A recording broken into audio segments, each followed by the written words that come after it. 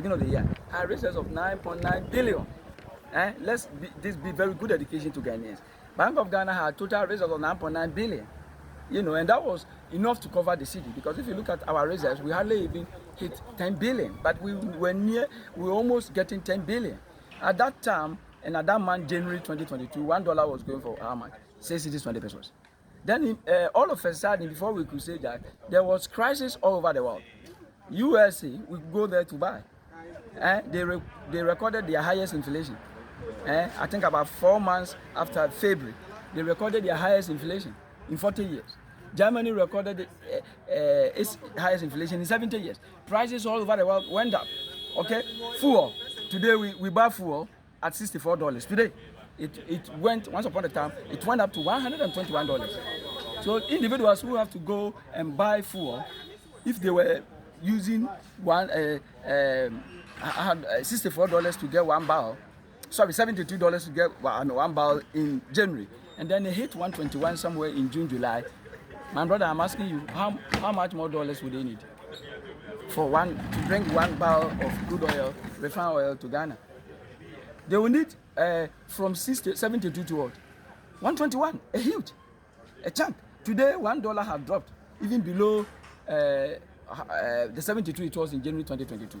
Now, when that happened as well, importers, if they were buying some goods at $1, today it is $2. When they are going to buy, how much do you want them to send? They will need more dollars. So there was excessive pressure on the city. And Bank of Ghana did very well, because let me say that it's not only this government that is intervening in the market. It is a tradition. Our exchange rate system is what? Managed floating exchange rate. The Bank of Ghana has been coming periodically to the market to supply, to help city stay stable. So, Doc, you mentioned that it is artificial. Yeah, so let me flow. And so the point I'm trying to say is that by July 2022, $1 was 8 cedis, 20 pesos. At that time, Bank of Ghana, you are saying that why didn't they do it? And I'm telling you that they did it.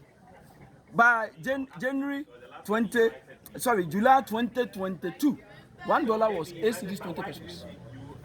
But August, September, October, Bank of Ghana had run out of reserves, almost. And so they didn't have the capacity to now protect the city again.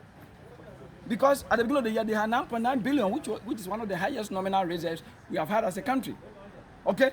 By July, it has moved to 8 cedis, 20 pesos. So people ask this question, and I forgive them because they don't understand the monetary economics. If you do, you realize that Bank of Ghana is not only today, they've been intervening in the market. And when they did, they were able to protect the city in spite of all the pressure that came on the city as I'm talking about, and maintain the city around 8 cedis, 20 pesos. By July, by August, September, October, because we didn't have enough dollars, cedi depreciated, and $1 was going forward 17 cedis in the forex market, and then over 15 in the interbank. Okay, that is what we are making reference to, because they didn't have much capacity to intervene. Now, Bank of Ghana, when they got the dollars, they intervened. Yeah, when Bank of Ghana got the dollars, they what? Intervened.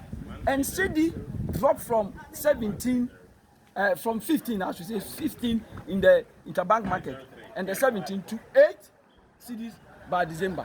So if you ask the question, why didn't they do it? They did it, but it was artificial. When Bank of Ghana comes out to supply, it is artificial. That is why, even though Bank of Ghana, when they got the dollars, they pumped so much, and by December that year, when you people say it went to 17, it dropped down to 8 cedis. By December 2022, go and check.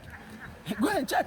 So they did it. I don't want to hear people say, why didn't they do it? They did it. But that approach is not what sustainable. That is why when we entered 2023 and 2024, cedi again depreciated. It's not sustainable, because once the way how they did it to bring it down from 15 in the interbank and to 8 from October to December, if they have more dollars to supply, they could have done that. And that is the same approach today we are seeing, because now Ghana government is not servicing. They are not paying much on debt services because of the debt restructuring. We have suspended most of what we would have paid to the people who have been helping us with Kobo, you know, with CD, right, with dollar, we would have what? Been paying them. And when you have to do SEC payments, Bank of Ghana that does it on behalf of what? Ghana government. Today, Bank of Ghana is not spending so much on what? Interest payment. That's why they have the luxury. Because that money would have gone to service your debt. And because of debt restructuring, you are not doing that. So what do you do with it? You supply to stabilize the city. And that's what we are talking about. So if you say, why didn't they do it? You are asking that question because you don't know Ghana data. They did it. When it went to 17, it dropped to 8. In December, that same year. It was because Bank of Ghana did it. But that is not sustainable. If it were sustainable, we wouldn't have seen CD rising almost to 16 again in 2024, December.